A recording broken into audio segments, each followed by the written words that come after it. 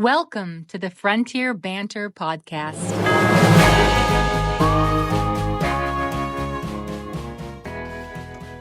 All right, welcome, ladies and gentlemen. My name is Colonel Derek Baird, and I'm here with CSM Bill Pearson. And this is the Fort Sill Frontier Banter Podcast, episode number 5. And today, we're going to talk strength through support with our Fort Sill award-winning Army Community Service Program. And today, we have 3 wonderful people that run our program, and I'm going to turn it over to them for some introductions, starting with DJ Monica.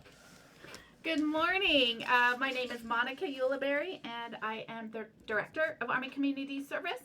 And I have my 2 wonderful supervisors, and I will turn it over to them. Good morning. My name is Zilpa Oseguera, and I'm the Financial Readiness Program Manager, and I also oversee the Army Emergency Relief Program, and I'm happy to be here. Awesome. Good morning. My name is Margarita de Leon, and I'm the Family Advocacy Program Manager. Awesome. It's great to have y'all. So we've got DJ Monica, we've got Miss Margarita and Miss Zilpa. It's really great. Really appreciate y'all being here today to talk about, I guess this is the second of our 2-part series for Army Community Service. Yes, because we knew, we're doing MWR, but we knew ACS alone is an hour at a minimum because of all you do. We wanted to do a separate one with you because we didn't want to just wrap you up with MWR because it lessens all the stuff that you guys do for Fort Sill. That's right. So we'll start with Miss Monica here, and the director of our Army Community Service. Mouthful. I'll just say ACS. I'm just going to start that, right? So, can you tell us about what you do, and then and why we do it here for the community? Well, of course, I am ensure that our award-winning center is providing excellence in customer support. What award did we win? We won several actually, but the biggest one is, of course, passing the certification. Yeah. And then we received Commander's Awards. We've been coined, but I really want to fall back to that audit. Yeah. Because that is not an easy feat to complete, and we passed first go round. We didn't have to go into any kind of cap, which I'm very proud of. Yeah. And it was about a year and a half in preparation to ensure that we did pass. Yeah, and I wouldn't just say pass. Y'all crushed it, if I remember right. We worked hard, yes. Yeah, no, it's great. And then it's always great when you're a first-time go for that, right? Yes. So it's awesome. All right, well, go. Yeah, so, and then most importantly, one of the key reasons I started my career in family programs is really because I started as a contractor overseas. And as all military spouses, you're looking to get in that door, which I was very fortunate to 2 years later to then get in the GS system within Army Community Service. And so again, I started there. I took a little stint at U.S. Army Reserve Command in the Family Programs Director, not our ACS, but their version of it, and then came back and joined Fort Sill as the director. But why? Why am I still with ACS? It's making a difference.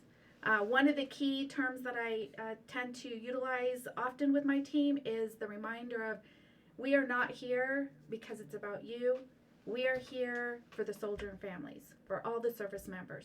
And I always tell them if you lose that, then you've lost your reason and purpose, because all you have to do is go out there, see them PTing, information, and that's the good reminder of, okay, this is why I'm here. But then most importantly, how are we elevating our services? How are we getting that service delivery top notch with today's generation, right? It's not the old school version anymore. What? I know. That's how we were all with it. So we've had to learn, and we still are learning how to think and how to change our programming to incorporate the new generation of wanting those services. So the biggest thing is making a difference. How are we making a difference? Of course, one day when I leave, that's the biggest key is what did I do? How did I incorporate that, my goal, my personal goal and mission, and to always leave an organization better than when you came to it. And then that's a success right there. It sounds like one of our Fire's 50s, right? Leave the organization better than you found it kind of thing. Yeah.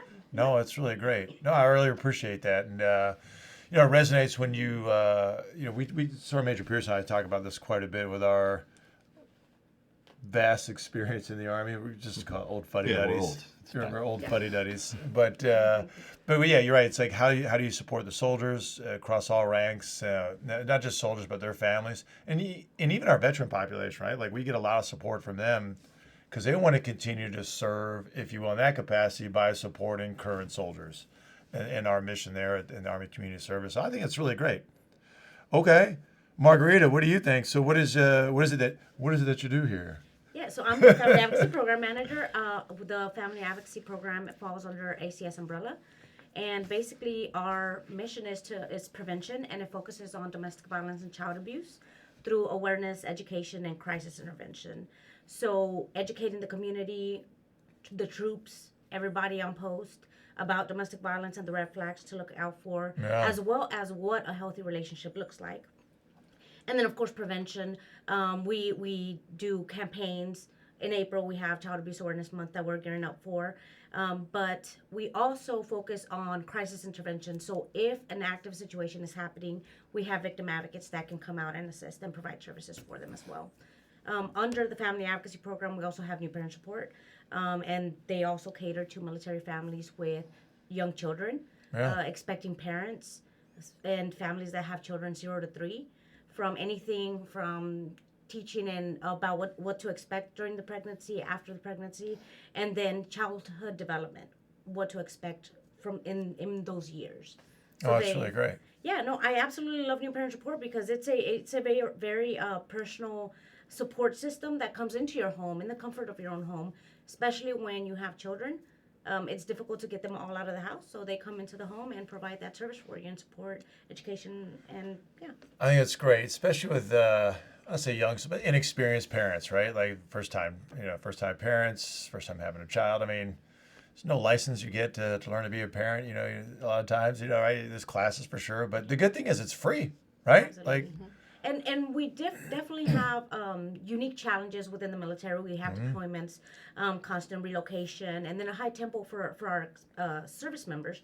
So navigating those challenges as a new spouse or expecting parent can be very difficult. So having that extra support, that's where we come in. Yeah, I would imagine too, as like dual military couples, like that can be really challenging, even just day to day, right? And so having y'all's program teaching parents, again, across all ranks. I think sometimes we think it's just lower enlisted soldiers, but let's face it, it's so in your purview, like, what are you seeing? You're seeing it across all the rank structure, it's across all the ranks. Of course, as I'm going to piggyback off what Ms. Monica said, the new generation, we have communication skills that may be lacking, right? So we come in and also teach, that emotional intelligence. Yeah. Because that can also put a strain in that relationship. Let's not talk about video gaming. That's a whole different level of challenges that families are currently facing. Oh, yeah. Yeah, so since you said piggyback, I'm going to have to hit the Sergeant Major trifecta and caveat and then behoove everyone to do something. So I think new parent support is probably the most underutilized program on Fort Sill, if not the Army. Because, when I had my daughter with Tamara, we were, 29, 30 years old. And that was hard. So I can imagine being 20. Like when I was 20, I could barely take care of myself and not be, a dumb specialist when I came in, let alone in E7 and in my 30s. I've had a couple of people that have used new parent support and absolutely praised it. Besides me preaching at Fort Sill, do you have any better ideas of how we could help promote it better? Yeah, so right now, so luckily our staff is growing. Currently now we're up to, I think, 5, and then we have one last one onboarding as well. So we'll have a full staff here within the next 2 months. But currently we have 3 new parent support specialists, and then we definitely want to push them out into the community. We have them sometimes do outreach at the clinic, but we are wanting to focus more outreach in the commissaries around pay periods. Yeah. That way they can push out that information, PX. It's really difficult, and of course town halls, participating in that as well and providing that information. But we're definitely trying to put our heads together now that we have a full team to see how we can better communicate the information and resources that we have to the people that are in the homes and not coming out as much. Because we sit through all the incident determination committees, if I say, which is for the listeners, that's every case with child neglect, domestic violence, all those, I think a lot of those would be reduced if they use new parent support. Oh, absolutely. It's just hard being a new parent when you're 20 and you're trying to figure out life and you're making the paycheck of a E3, E2. Right. You know what I mean? I think that just leads to a lot of stress in the home. That's led to a lot of cases that we see in the IDC. Yeah, having young parents, young children in the home raises the risk of, again, communication, and then expectations, setting realistic expectations of what your partner can provide into the relationship as well, in that relationship of parenting. So we definitely want to come into the homes and provide that information for everyone. You know, that's something I hope this episode helps with too, because, you know, growing as a leader, you know, as an E7 and below, FAP was like a dirty word. No one's like, Yes. you know, when you're a battery commander, We do first have that started, negative stigma. like, oh, don't let FAP come into your organization. And as you grow, FAP's there to help these families, and it's not the enemy. They're actually can help you get left of a lot of problems. The preventative part of it, I mean, all of it's great, but I think the really underutilized part is the preventative part, like you were saying, right? Like, why, you know, I was a battery commander. Most of my, like 99% of my time was deployed. But then, you know, with the SFRGs or whatever we were calling it back then, you know, having, you know, it would have been better to, you know, if we'd have thought about probably instead of, and we were really mission focused, obviously, but then if you think back, having the family advocacy program or the Army Community Service and the financial piece of it, you know, I would offer up for SFRGs, hey, bring them in, talk them, maybe have a class, because sometimes pride's the number one killer, I think, in some regards with type A personalities, which a lot of us are. Like, I don't need that. But in the back of our mind, we really know that we need it. But maybe like command teams, SFRGs, hey, let's bring folks in and sit down and have a class. Because, you know, or just sometimes a one-on-one, you know, because people are very prideful. They don't want to be seen going to like group stuff, you know, but they can do that one-on-one with y'all, right? Absolutely, yes. Yeah. So we offer monthly classes that talk both about healthy relationships, communication skills, stress management. Yeah. And I know that group settings might be intimidating for some people, but no, absolutely, we can do individual. And I actually prefer individual because we can definitely target your concerns specifically. Yeah. So yeah, we can definitely do one-on-one at requests. You know, and I'll shift it over here to Zilpa here, because you know, we talk about financial readiness, and so I've got a nephew who is just turned, I think, 19. He joined the Marines in September. Unfortunately, in Marine, jarheads, whatever, you know, eating crayons. It's all good stuff. We love our devil dogs. But, you know, I was trying to get him to come to Fort Sill to be an FA, you know, an FA dude, you know, because, like, why not, right? It'd be great. But he's going to be an MP. You know, it's kind of fun, right? But so I've talked to him a lot about financial readiness and said, hey, you know, if I had done it again as a young soldier, I would have invested a little bit more of my money earlier than I really started. Because I think a lot of folks don't realize if they budget right, you know, and they do, and, you know, not everybody, but yeah, I would say if you budget right and you really know what you're looking at, you can start, you know, $20 here, $20 there, compounds over time, and you can do better at it. So we've talked to him about financial readiness and what that looks like. My brother and I, you know, my sister who's his mom, you know, so we're trying to help this young man like really learn what it means to be financially ready for the future. So and so with that, you know, to Zilpa, to you, so I'll just kind of open that up. What are your thoughts on that as we look at like financial readiness, what your program does to help soldiers out, and then, you know, what are some things, advice for young soldiers, and I say soldiers like young officers too, and old fuddy duddies sometimes need this again. You know? Yes. Well, financial readiness, again, with all our ACS programs, it's about prevention and providing the education to our young soldiers and our senior enlisted. So we've got a lot of classes that we're offering on a weekly basis, and we're certainly working with the command group because one of our biggest goals, of course, is supporting the command with the retention figures, because we know when soldiers make better financial decisions and their stressors are alleviated, then you have a soldier that wants to stay in the military. And that's where AER also comes in, because with Army Emergency Relief, our support in providing financial assistance in form of grants and interest-free loans, that definitely alleviates a lot of financial stressors. And we say award-winning Back to Army back. community, so like Back to back. 2 years facts, running. right? So And we're how looking good are forward we, to- right?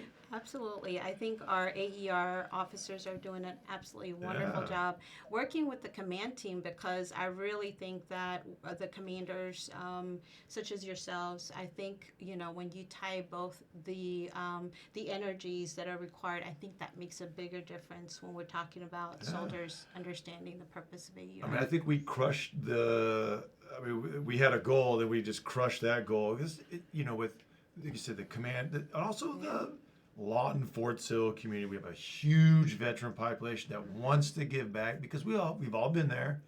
We've all had to have some sort of support.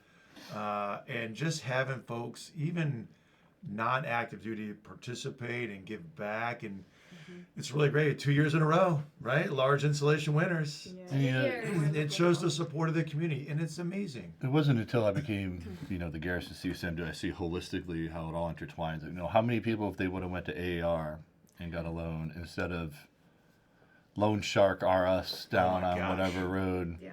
which led to more financial problems, which leads to FAP cases. So that's why this is one of my favorite episodes, because now I see how all of you are intertwined and relate to each other. And so I do, I sign off on a lot of the level 2s. What would you say from your purview has led to the most financial issues? Well, our the highest numbers that we're seeing in financial assistance are for personal vehicle repairs. So a lot of our young soldiers don't have enough monies to cover their vehicle repairs. Housing costs come in second, and also emergency travel, utilities, and food. So a lot of it stemmed from, not earning enough money, not being able to budget for these important situations that come up. But we certainly, when soldiers come in to receive the assistance, we not only give them the financial assistance, but we sit down with them and we go over a budget and we tell them, look, this is how you can prevent from actually getting into a situation like this again. So, Army Emergency Relief ties in both the education as well. So they're getting the financial assistance, but they're also getting the education to help them overcome the challenge. Which when is it comes huge, up because to I remember when Monica and I were running around JBLM, I remember one of the biggest issues up there was where there was new stuff called like A-firm payments and bread payments that you can buy something online, but hey, you get interest free for the next 12 months. Well, kids were doing that 10 times, and now they don't realize they're paying 10 different monthly payments of $24.99 or whatever it is. That and DoorDash. Hey, I DoorDashed 3 meals a day for the last month, and now I can't figure out why I'm broke. It's like, well, Absolutely, and that's what our financial counselors, we do have personal financial counselors that are also supporting our mission. And basically, again, they will spend time with our soldiers going over, how to set up a budget, how to understand an LES, where is, how can you better use your money to make sure that... Especially for young spouses, too, who don't know what that really looks like, because we're a product of our experience, right? And so, 3 deployments, combat, and I'll say 1 non-combat as part of Operation Atlantic Resolve. We deployed to Poland. And I remember each time, it's just like when we were there, folks were just, because things were cheaper overseas, especially, and I'll use the most recent one, like Poland, for instance, right? I'll just, it's like 4 zloty for every dollar, right? And so, we had financial classes for families, like, hey, and tell folks, when you get over there, don't outspend your family back home and leave them destitute. Because that was the feedback we were getting when we were deploying there to Poland, was that the folks that were leaving were like, hey, there's a lot of financial hardship for families because, the service members out there in Poland just spending money freely because it's so much cheaper. Right? Like, I can just buy a bunch of stuff now. Like, well, you're still spending money that you don't, that your family doesn't have. And so that, for those out there that are deploying or about ready to deploy, this is probably a great opportunity, again, for bringing the Army Community Service group together with your soldiers and say, hey, Let's lay out what it looks like for your family. Let's lay out what it looks like for you when you're gone. Because having a split family doesn't mean you get extra money. I mean, you do sometimes, but that still doesn't mean you go out there and just have carte blanche to spend money like it's making it rain on on the TJ Maxx or whatever you're out there spending money on, or DoorDash or whatever, Absolutely. So it's just, it's really great because I know as a young soldier, I got into some, so I don't have credit cards. I have one credit card that's in a safe in case like something happens, like legitimate, because young soldier doing dumb things, right? We all did dumb things. And I got into some debt, and I've worked my way out of it, and it's, I got to stop that. Had some friends. I didn't use ACS. I had good friends of mine that were good financial experts, and they were able to kind of help me get through it, which is great. And but would have probably been nice to, check my pride at the door, and go see people. That's why I say that, because we're all. Right. I think oftentimes Type A leaders are very prideful people, and we forget to check our pride at the door. Right, and that's experience. That's my experience, at least, and I would wager to say it's a lot of people's experience. Well, I like to say that when we want our soldiers and families to come see us at ACS, almost everyone at ACS has had some sort of experience. I mean, 25 years ago, when I first started with ACS, I started off as a volunteer with employment readiness. No. And so my husband was stationed with the 1-1 CAP in Germany. And so I just wanted to do something, to help, to give back to the community. And so that's kind of where I started seeing how ACS really makes a difference, because like you said, I think we've all have had that connection with, those challenges that the military, that you actually experience in the military. So going back to, how, what is the interest, how did I become interested in becoming a financial counselor? It was that 25 years ago, seeing how ACS was able to make a difference in our military families. I thought, wow, what an opportunity to continue that as a financial counselor. And we have, in our team, we have employees that are retirees, and they understand, what it is to be in the military. So when we are meeting with clients, we don't place any judgments on anyone, because we understand that with the military, sometimes they have to deal with these challenges. So we want soldiers to come in, families to come in and feel comfortable, that they can share their information, and it won't go anywhere. We're bound by confidential and privacy standards, so they can share and their information won't go anywhere. And I think that makes a difference in trying to also, help soldiers and families feel comfortable about how they're going to improve their situation too. So we want them to, like I said, come in and talk to us, ask the questions. We talk to a lot of soldiers about the thrift savings plan. Retirement planning is a big thing right now. So I know the TSP is one of those things that is kind of sometimes hard to understand, but it's not that difficult when you spend a little bit of time with the experts. So it's funny you say the retirement piece. Like, Sergeant Major Pearson and I, we are closer to retirement than we are enlisting in the Army. Let's face it, right? Like, we've been in there. But I remember as young specialist Baird, in the Army, and someone talked, hey, you need to save for retirement. And you're like, dude, that is so far away, and that is like not even in my radar. That is not even on my radar. And now we're like, oh, I should have listened. Yeah, exactly. And that's what goes back to what I'm telling my young nephew is like, hey, bro, like, hey, your Uncle Tom and I have been doing this for a while, and recommend that you start early, because I think I started there about 4 or 5 years after I joined the Army for a little bit, then I stopped, and then then you got to reinvest, and just easier when you start early. But it's not easy when you don't have a lot of money to start. Believe me, I know, right? And we all know we've done it. It's just that it's just a discipline to continue to do it, because it will pay dividends in the end. It's hard to see it when you first start. And so I like what you're saying there. It's like, hey, new parents, new this, new that, like. It's very difficult, but a little bit goes a long way over time, and it's hard to fathom that when you just can't see the end until you're old people, old grizzled veterans. Well, you blink your eye and you're there. Yeah. This is facts. Yeah, right. Like something like 10 years ago, I was doing what? Where did that time go? So or longer, I guess. So what did you say are some upcoming ACS initiatives? Well, it's funny you should ask because we have a bunch.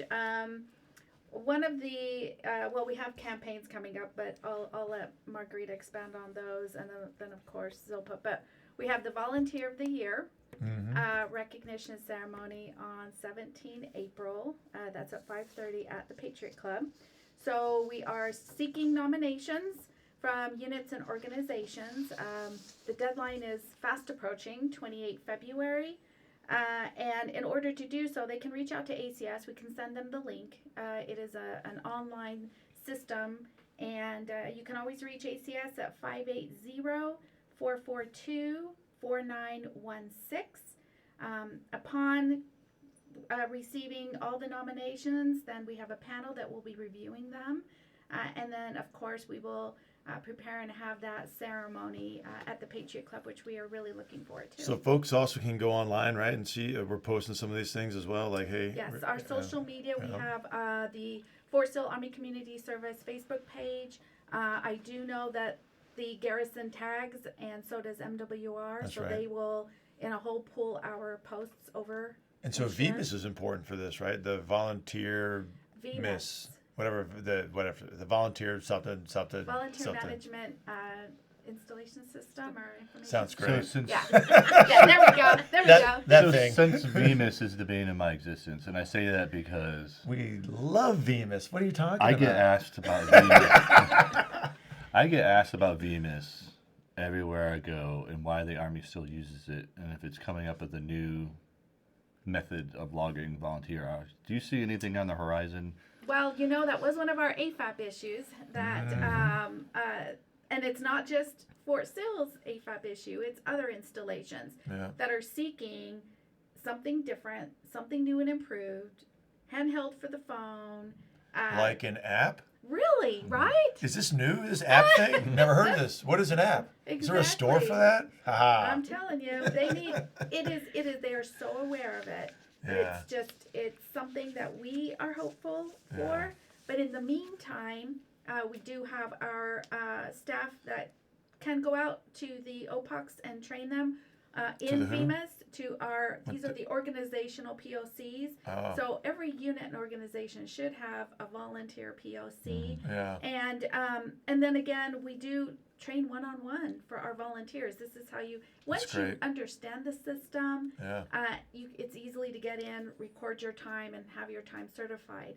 But it's just that going in the system and doing it is getting folks to really understanding the importance of doing so. Because Big Army can take a look at all of these hours, calculate the time, the money that it saved Big Army.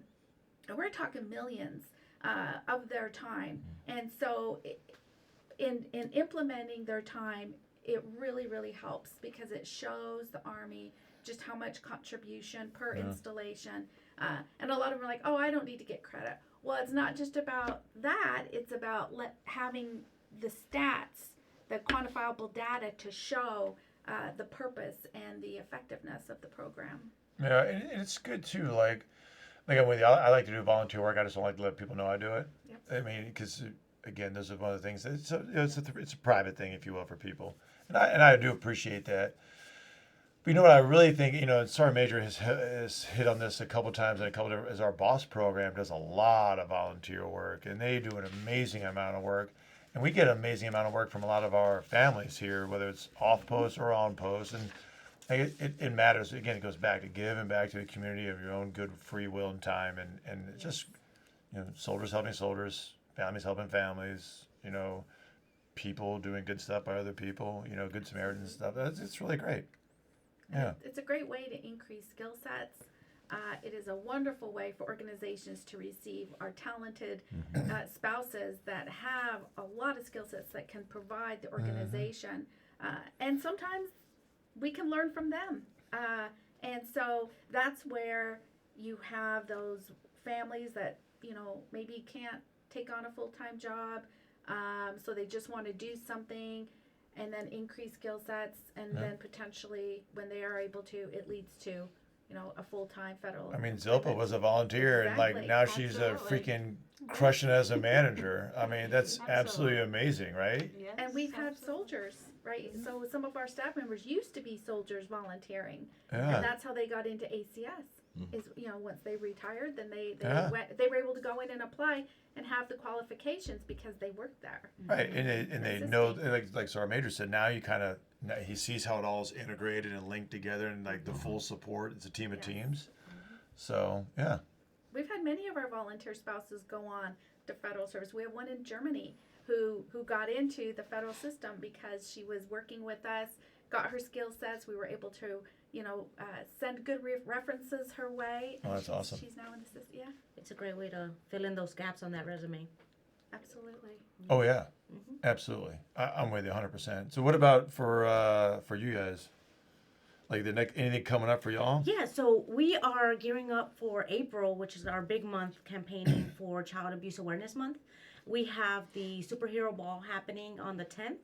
That's going to be at the youth Somebody center. asked me to dress up as a superhero. Absolutely, please do, and Ooh, what come on superhero down. are you I'm gonna sure. dress up I cannot give that away. You'll have to show up and find out. Absolutely, yeah. So we're Sergeant Major's going to show up as well. We'll figure it out. It'll be like a big troglodyte, maybe a troll. Okay. That makes Sloth. sense. That Oh, checks. goody sloth. Yes. That checks. What about Batman and Robin? Oh, I am for sure Batman. No. You're definitely Robin. Oh my gosh, no. Yeah, we're super excited about it. We're We're going to have activities for them, face painting.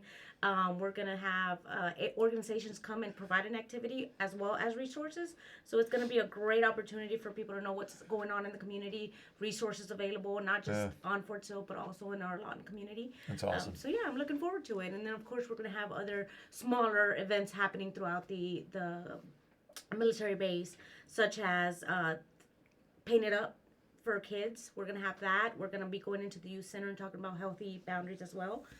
That way children also know, again, it's Child Abuse Awareness Month, and it's important for children to know what's okay and what's not okay, and what their boundaries are.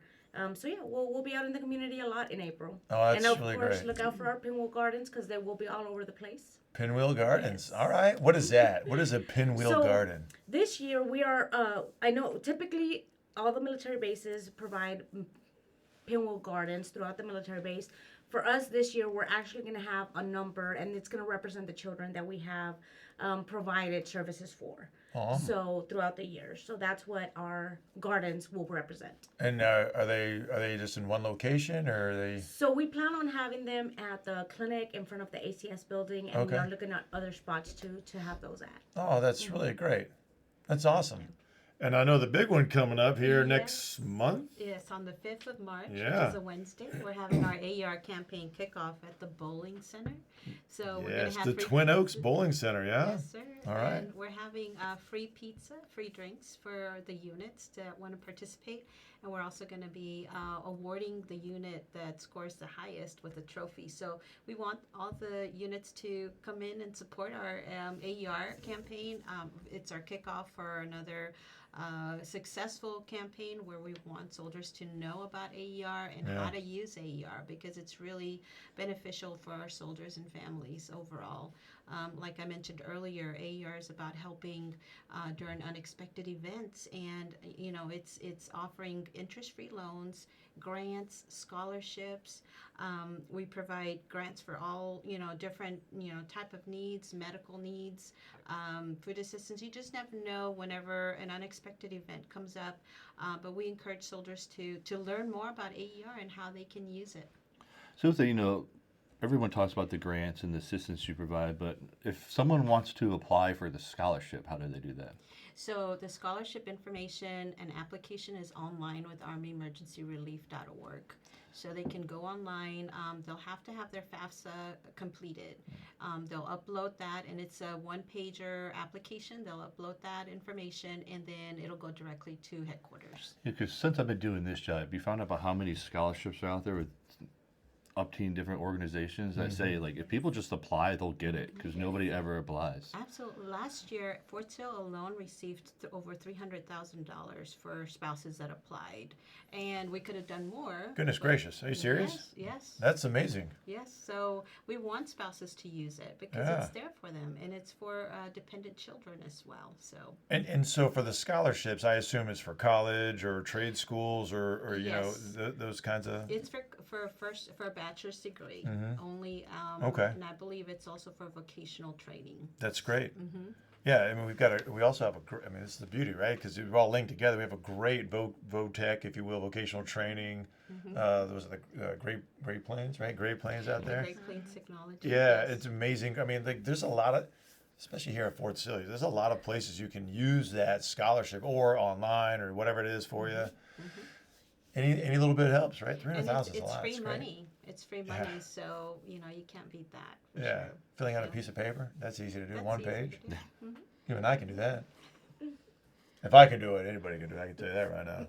And just for people who are new to AAR, say I needed an AAR loan, how fast is the flash of bang from I apply to money in my hand or account? Sir, it's a very quick process as long as all the documents are provided. So with AER, we also have to maintain accountability. We use documentation to verify the specific need. So once the documents are reviewed by the AER officer, it shouldn't take more than an hour to process it. Sometimes it may take a little bit longer if it requires additional review or authorization by the command group or AER headquarters, but no more than 24 hours. So it's a quick process. The application is very simple to complete. We have staff that can help to help the family member or the service member complete it. Very simple, like I said, very easy to use. Yeah, and you know what? So here's what I like. What we're doing is, Sergeant Major Pearson does all of that. He for our Garrison Command team, he is the adjudicator, at least the decision maker for at our level, and I appreciate that because I just think that oftentimes as commanders we think that we have to do everything. Like, no, we delegate authorities for a reason, right? And we've got a sergeant major that is absolutely qualified to assist in that regard. And I so for all the command sergeants majors out there, if you're not doing that, do that. Like these. I mean, I don't know. What are your thoughts on that? Yeah, Sergeant Major? plus, as a sergeant major, helps you keep a pulse on the installation as well. Yeah. And I can say, since I've been here, which is right around, 18 months, I've Yeah. said no to one level 2. And what's the difference between the levels? So if you level don't mind? 2, so anything from $2,001 to I think it's $5,000 comes to me. I've said no to one, and that was a guy who wife emptied the account and left because he was just going crazy at a casino, just spending cash like it was 50 cents. So I said no because obviously somebody who has a bad gambling addiction, giving him more money wasn't the answer. So that was the one time I've said no. But we also got him help in other ways to help him with his problem. So it wasn't like he was just left starving, sleeping in his car either. But 99% of the time, I'm taking the recommendation of Zilpa's people. They do their due diligence. It's an incredible team. And like I said, I don't sit on them either. The minute I get them, I review it real quick. Within 5 minutes, I'm signing the thing, and it's back to Zilpa's crew. Yeah. But yeah, as a sergeant major, it helps you keep a pulse on Fort Sill and where the problem areas are. Because like any other military area, you got your payday loans for 38% interest.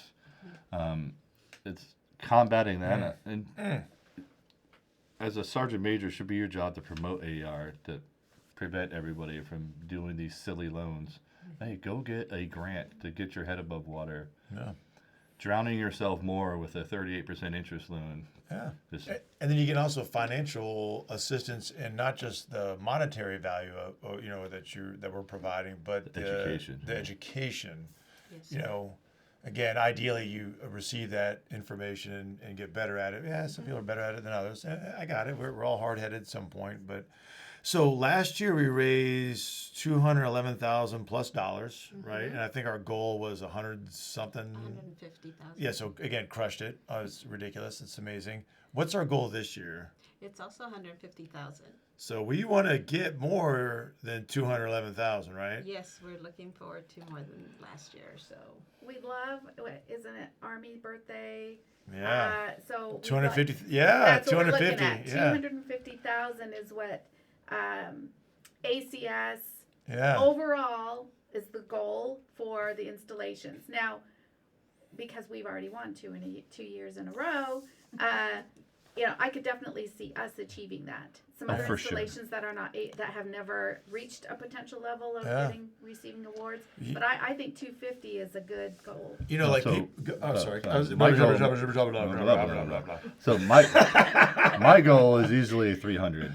Always, right? So I went TDY with some of your people to the AR training, if you will, and one getting recognized by the SMA for Yeah. your guys just doing incredible work. Part of it, you listen to other garrisons and what they've done and what their success stories are, and I'm definitely bringing one in this year where they actually had I think it was Mortal Kombat they did. They did a Mortal Kombat tournament with the soldiers. Oh, yeah, I think you're right. Yeah. And if you died, the only way to get back in the tournament was to donate to AR. And they said that just skyrocketed donation. They still didn't touch us, of course. But I think that's another way. I think with this generation doing something like that, Yeah. you just do it every Saturday at the Patriot Club on a big screen. I think it'll just.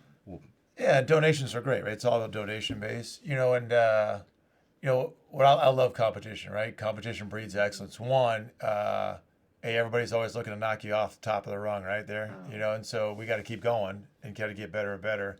But two, just the amazing support of this community is just, we sit on city council. We talk to a lot of the veterans groups here.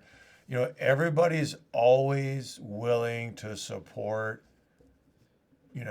current active duty or National Guard, Combo 1, Combo 2, Combo 3 soldiers, so that we can support each other. And so I'm excited about this next campaign. Sergeant Major and I want to sit up there and go to AUSA again in the fall with Team AER and receive that large installation award, because it goes back to people supporting people, and that is I think to me is probably the biggest contribution is people supporting people, and this is the best way to do it, I think. Well, they don't understand how hard it is to achieve that number one installation. My word, right? It is the team puts in numerous hours. Yeah. Going to formations, going on Saturdays. Yeah. They are out there with the soldiers, encouraging, explaining, and so that is where. If we had a bigger team, I can only imagine where we would be, because what we do have, they are so dedicated and so competitive that it is their goal to continuously climb that. And it really helps that General Brooks is a huge supporter. Sergeant Major Sartain is a huge supporter. He tells the story when he used AR when he was a young soldier. So it helps also remove the stigma of using AR. Use AR, not the silly loans. Yeah. And again, check your pride at the door, right? Yes. It's like me going to the gym. I just check my pride at the door. I like to say, Bill Beast Mode Pearson here, he doesn't worry about that. But, I get in there, I'm like, oh my God, I gotta show up today, right? But there's always someone stronger and faster, right? So you gotta check your pride at the door. It's the same with when, if you're having challenges, check your pride at the door. You've got 3 wonderful human beings right here and a really great support cast that can help each other out, or help out our families, help out our soldiers of all ranks and ages, because we all need it at some point. So check your pride. Everybody out there listening, check your pride. Pride comes before the fall, right? And you got to just check that pride so you don't fall flat on your face. I mean, you can fall flat on your face. We'll still help, but Well, and they need to it's listen. free. It's Don't fall on your free. face. It's free. Everything with Army Community Service is free, and it really should be that one-stop shop. Yeah. It should be, you have an issue, you come to ACS. And it's at Building 4700. That's 4700. our one-stop shop, right? Yep. And if we don't have the service or resources, we refer you on. But ensure That's right. that you're going to get considered. You're going to get assisted. And I think one of the key attributes that I hear all the time is when those families come in, sometimes they're stressed, sometimes they're crying. But when they leave, they're laughing, and their gratitude and the thanks, because now they have received resources, maybe not everything that they had hoped or intended, but we're getting them on the right footing so that they can, and most importantly, educating, right? Knowledge is power. Informing those families, if receiving assistance or coming to ACS, they're getting the information to make the informed decision, so that they're not out there making those bad decisions that always bring them in. And it's not just making bad decisions. You know, we have some really great events, and we like to always include our community to thank them, like our ACS Birthday Bash. And this will be 25 July. ACS it's our 60th birthday bash. Wow, that's a big deal. We got to get that going, huh? We got to get that whole carnival theme, inviting the community. That is where we also like to give back and show our thanks. You know, I like the this past Christmas season. You know, we had the Santa Claus and Miss who's it? Sarah Gershman as Mrs. Claus. You know, the Grinch. The Grinch, was out there. What I liked was out there at ACS, right? The Army Community Service, all those folks. There were a ton of people that came there, all smiles. What I really thought was really great was the team was also asking if there was support that they could, and you could see people walking into the cubicles, say, hey, I need this. So it was really great. So it was a really positive event, not just for the children and for Sergeant Major and I to get a picture of Santa Claus, because you have to. It's so awesome. It is. Right? But, and the Grinch, because why not, right? But it was really great for families to really also, and just realize there's a bigger support structure. And what you said too is it's a team of teams. It's not just the Fort Sill, or not only the Fort Sill Army Community Service team, but the team of teams above and beyond that, and then out in the Lawton, Lawton and surrounding communities, we tie in very well with them. So that is super important. Yeah, so since I know we're getting close to our hour, I hope you've been getting an uptick of people visiting you, because you and I have said it before.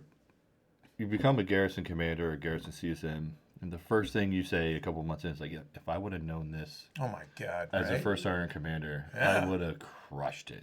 Or as a soldier. Especially as a soldier. And again, as a enlisted or it doesn't matter. But, so I talk at the Commander First Sergeant course, and I jump up and down. I have a bunch of slides, but I always skip to the ACS slide.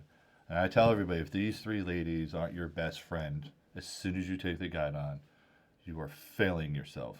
And your organization. Because I was like, Monica and her team can get you left of problems, not reactionary to problems. Right. So I'm hoping you're seeing an uptick of commanders coming to visit you. Because I sit there, I'm like, if you're not writing her name and number down right now, if you don't know who Margarita is, if you don't know who Zilpa is, you are failing yourself. Some of them are just zoned out, listening to another speaker. Others are writing down the names and numbers. So I'm hoping you're all seeing an uptick. Yeah. But again, for the listeners, if you are a leader and you don't go to ACS right now just to introduce yourself and establish that relationship, you are just failing yourself. No, I'm with you. Okay, so for my final thought here is as we close out, I want to say thank you all again very much. I really appreciate all that each and one of you do and your team for the community writ large. I think it's absolutely amazing. And like I echo what Sergeant Major just said is, as a young soldier, as an enlisted soldier, and as a young officer, it would have been great for me to realize what the Army Community Service really provided. As a young hard charger, just ready to get after it. Again, not checking your pride at the door. It could have probably saved my own. For me personally, probably would have saved some heartache, but also getting people, other folks that under your tutelage and mentorship to get in there, in your command. But all right, ladies and gentlemen, thanks for listening to the Fort Sill Frontier Banter Podcast number 5 with our wonderful Army Community Service team. Thank y'all very much. See y'all on the high ground.